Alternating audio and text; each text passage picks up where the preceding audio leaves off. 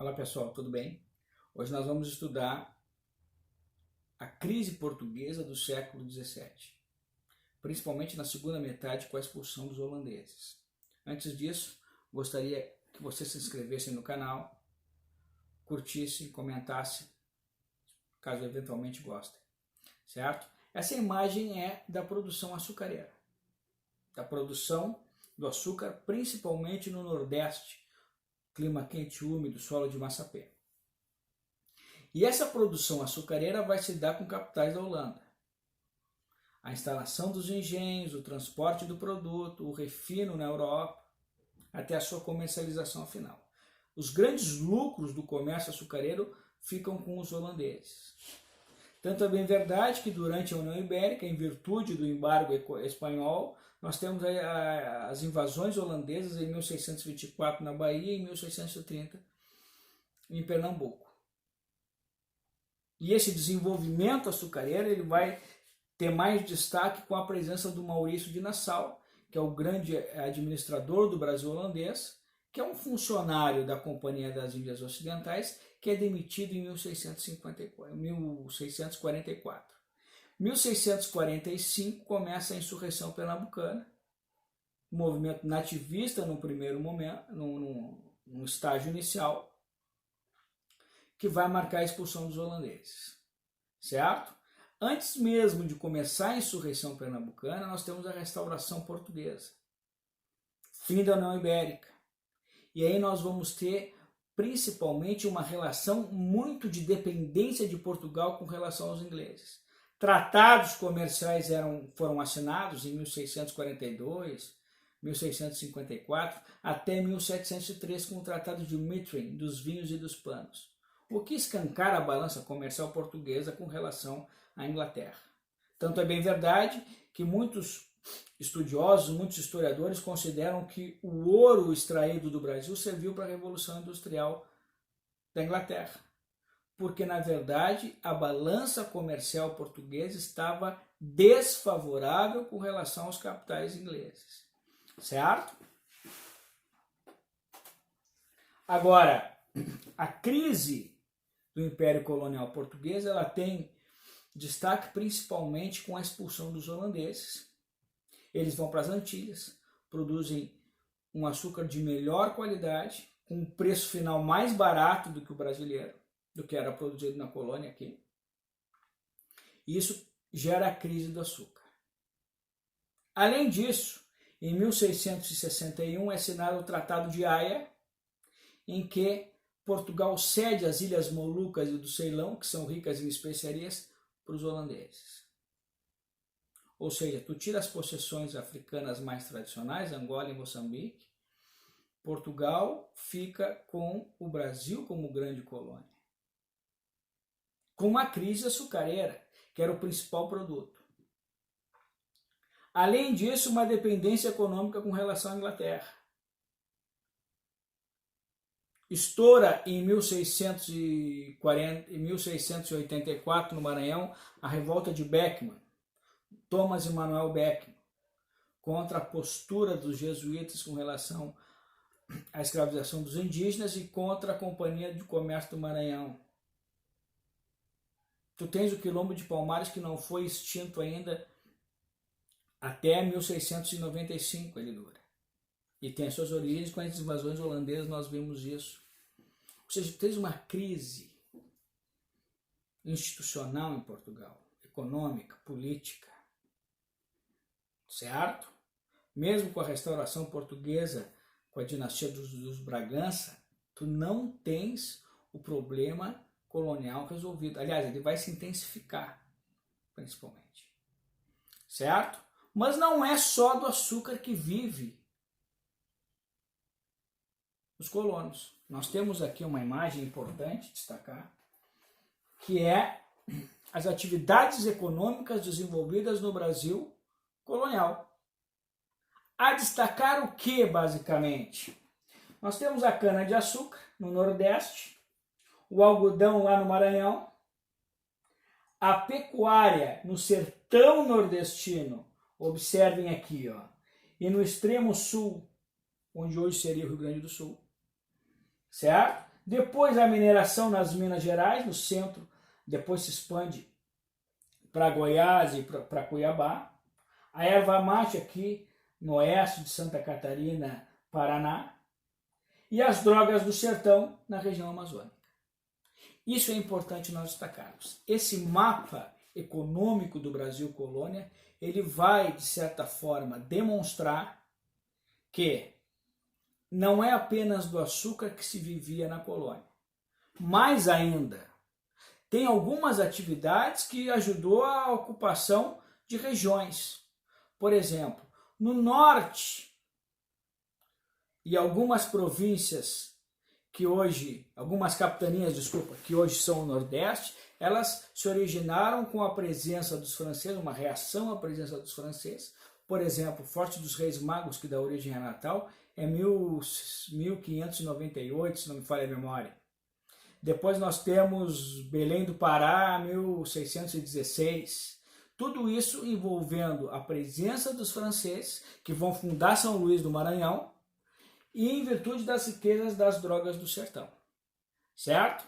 Depois nós vamos ver o Tratado de Madrid, e a partir da assinatura do Tratado de 1750 que Portugal garante o controle da região amazônica, que vai dar acesso às drogas do sertão.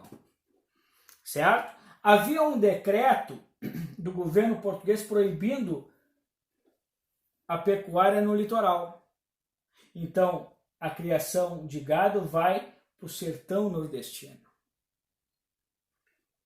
No Rio Grande do Sul, onde hoje é o Rio Grande do Sul, tu tens as primeiras cabeças de gado chegando à província geral do Paraguai em 1630, 34.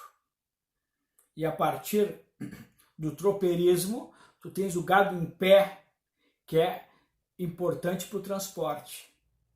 A carne, propriamente dita, ela vai ter sua importância basicamente com as charqueadas, mas isso aí é final do século XVIII. A primeira charqueada instalada é 1779, com Pinto Martins, onde hoje é Pelotas. Então nós temos uma importância grande da pecuária também no extremo sul e no sertão nordestino. Certo? Além das drogas do sertão que eu gostaria de destacar. O algodão ele vai ter um destaque importante no século XIX, com o Brasil independente de Portugal, principalmente na década de 1860, em que tu tens a Guerra da Secessão nos Estados Unidos, e aí o algodão produzido no Brasil vai para a Revolução Industrial, que é a indústria têxtil e tal. Nessa época já era a segunda Revolução Industrial, mas tu tinha uma produção têxtil muito forte. Mas isso é um outro momento histórico, certo? Ele era produzido a cotonicultura no Maranhão. E aqui um diagrama rápido para nós compreendermos um pouco dessa crise portuguesa. Nós temos Portugal enfrenta problemas econômicos em virtude da expulsão dos holandeses, certo? O açúcar brasileiro enfrenta concorrência antilhana, produzida pelos holandeses. Perda das possessões na África, no Oriente e na África, para os holandeses. Então vamos estar vendo. Aí tem uma grave crise econômica. A coroa passa a estimular a procura por metais preciosos na colônia, chamadas bandeiras, certo? Expedições oficiais de exploração do interior da colônia. Essas são as entradas. Como eles eram oficiais, reguladas, tinha uma certa burocracia, então eles não se expandiam tanto. Os bandeirantes que vão se destacar mais, expedições armadas organizadas em geral por particulares paulistas. Paulistas porque parte de São Paulo e se interioriza em direção ao Brasil, né, ao sertão brasileiro. Quais são os objetivos das bandeiras? Busca de índios para escravizar, combate às revoltas indígenas, destruição de quilombos, procura por metais preciosos. Nós temos uma crise importante de Portugal na segunda metade do século XVII, que vai ser solucionada de certa maneira, pelo menos de um ponto de vista curto, solucionada entre aspas com a mineração, que é no século XVIII, certo? Mas enquanto nós temos a expulsão dos holandeses, perda de possessões no Oriente, ricas em especiarias, dependência com relação à Inglaterra, revolta de Beckman, quilombo de Palmares, nós vamos ter Portugal em meio à crise, criando uma possessão, uma cidadela, de frente a Buenos Aires. Em 1680, Portugal funda a Colônia do Sacramento, como vocês estão vendo no mapa aqui, de frente a Buenos Aires. O que era Buenos Aires? Era o principal entreposto da região. Aqui está o Rio de la Plata. Por que é o Rio de la Plata? Porque a prata extraída do sul da América Hispânica passava por Buenos Aires, basicamente. Colônia do Sacramento, onde hoje é o Uruguai, que pelo Tratado de Tordesilhas pertencia à Espanha. Os espanhóis, imediatamente, a fundação portuguesa, eles vão invadir a colônia. E aí nós vamos ter o quê? Uma série de negociações, de tratados, de conflitos envolvendo as disputas pela região do Rio da Prata. Isso envolve basicamente o Uruguai, o que hoje é o Uruguai, e o Rio Grande do Sul. São os tratados limites, as negociações, principalmente no século XVIII, até 1777, com o Tratado de Santo Ildefonso, depois 1801, com o Tratado de Badajoz, eles vão discutir a região sul, tanto o que hoje é o Uruguai, como o que é hoje o Rio Grande do Sul. Certo? Em 1680, portanto, os portugueses fundam a Colônia do Sacramento. Para guardar os interesses espanhóis na região, em 1682, os padres jesuítas espanhóis fundam, no noroeste do atual Rio Grande do Sul, os 7 povos das missões. Observem o mapa aqui, os 7 povos, e aqui as ruínas dos 7 povos das missões, que foi destruído em virtude das guerras guaraníticas. A Guerra Guaranítica de 1753 a 1756, em que os portugueses e espanhóis dizimaram os povos indígenas, expulsando eles para a margem oeste do Rio Uruguai. Certo? Então, a ocupação efetiva do atual Rio Grande do Sul vai se dar principalmente a partir da fundação dos 7 povos das missões, as reduções jesuíticas, certo? E aqui a imagem das ruínas. O que vale destacar aqui? Essa linha de Tordesilhas, os tratados, como o título do mapa está comentando aqui, os tratados de Tordesilhas, Madrid e Santo Ildefonso. Antes disso, de nós falarmos do Tratado de Madrid e de Santo Ildefonso, que são os principais, nós temos que destacar que em 1684, os portugueses, para fundar uma base de apoio a Sacramento, eles vão fundar Laguna, no sul de Santa Catarina. Certo? E nós temos um conflito muito grande entre Portugal e Espanha por essa região. Em 1680, para vocês terem uma ideia, imediatamente após a fundação da Colônia do Sacramento, a Espanha invade Sacramento. Um ano depois, em 1681, é assinado em Portugal o Tratado de Lisboa. O que estabelece o Tratado de Lisboa? A Colônia do Sacramento é reconhecida como portuguesa, certo? Num território que pertence à Espanha pelo Tratado de Tordesilhas. Certo? Um detalhe interessante que acontece com a fundação da Colônia do Sacramento, com a presença portuguesa na região do Rio da Prata, principalmente, é o tráfico de escravos africanos para a América Hispânica. Ele se intensifica ali. Já tinha um grande fluxo de trabalhadores escravizados na União Ibérica. Com a presença portuguesa na Colônia do Sacramento, isso se intensifica. 1701 estoura na Espanha a Guerra de Sucessão da Espanha, que é a troca da dinastia dos Habsburgo pelos Bourbons. Nesse contexto da Guerra de Sucessão Espanhola, a Colônia do Sacramento é novamente invadida pelos espanhóis.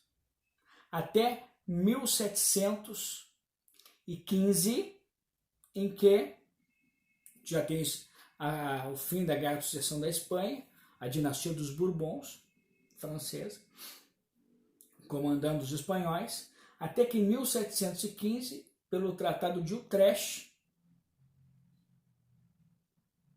Portugal fica com a colônia do Sacramento. Então, 1715, pelo Tratado de Utrecht, a colônia do Sacramento é devolvida para os portugueses. Certo? Que em 1737 vai fundar no Rio Grande do Sul, no atual Rio Grande do Sul, o Presídio Jesus Maria José, que é a atual cidade de Rio Grande. Qual é o objetivo dos portugueses ao fundar Rio Grande? Eles estavam em Laguna. Vão se aproximar cada vez mais da região sul, se aproximar cada vez mais da colônia do Sacramento e tendo uma base de apoio no Presídio Jesus Maria José, que é a cidade de Rio Grande. 1730, o José da Silva Paz, 1737. Certo? Até que em 1750 nós temos o Tratado de Madrid. O que estabelecia o Tratado de Madrid? E aqui nós temos o título, Tratado de Madrid. Tu tens uma troca importante entre Portugal e Espanha. A colônia do Sacramento, que foi fundada pelos portugueses, passa para a Espanha. Os 7 povos das missões criados pelos padres jesuítas espanhóis passam para Portugal. Então tu tens uma troca. O Tratado de Madrid de 1750, na América Portuguesa, no sul da América Portuguesa, estabelece a troca. Colônia do Sacramento para a Espanha, 7 povos para Portugal. E no sul, enquanto o sul da colônia tu tem essa troca, no norte, Portugal tem o controle da região amazônica, das drogas do sertão. Quem vivia na região dos 7 povos eram os índios guaranis, que se negam a se deslocar para a margem oeste do Rio Uruguai. Então tu tens uma união entre Portugal e Espanha, bélica, para expulsar os índios. Guerra Guaranítica, 1753-1756. É um genocídio contra os indígenas. E que vai, como eu estava mostrando no slide anterior, deixar as ruínas dos 7 povos na região noroeste do Rio Grande do Sul. Certo? Então eles são expulsos a ferro, fogo e sangue. Mas em 1750 tu tens a posse do José I, rei de Portugal, que é um déspota esclarecido, que vai achar, junto com o seu primeiro-ministro Marquês de Pombal, que é mais interessante tu teres o controle do Rio da Prata do que os 7 povos das missões. Nesse meio tempo estoura a Guerra dos 7 Anos na Europa, envolvendo as dinastias europeias, mas principalmente a França contra a Inglaterra. E um dos desdobramentos da Guerra dos 7 Anos é a Paz de Opardo, ou o Tratado de Opardo. O que é o Tratado de Opardo? Ele anula as determinações do Tratado de Madrid. Em 1761 é anulado o Tratado de Madrid. Ou seja, Portugal retoma o controle da colônia do Sacramento e a Espanha fica com os 7 povos. Certo? Tratado de Opardo, 1761, tu tens a anulação do Tratado de Madrid. Ou seja, a colônia do Sacramento volta para o controle português, os 7 povos ficam com os espanhóis. Também em virtude da Guerra dos 7 Anos, a Espanha vai invadir 2 regiões. Primeiro, os sete povos, a primeira é a própria colônia do Sacramento. Eles invadem em 1762 a colônia do Sacramento, é devolvida logo depois para os portugueses, e em 1763 os espanhóis invadem Rio Grande. Certo?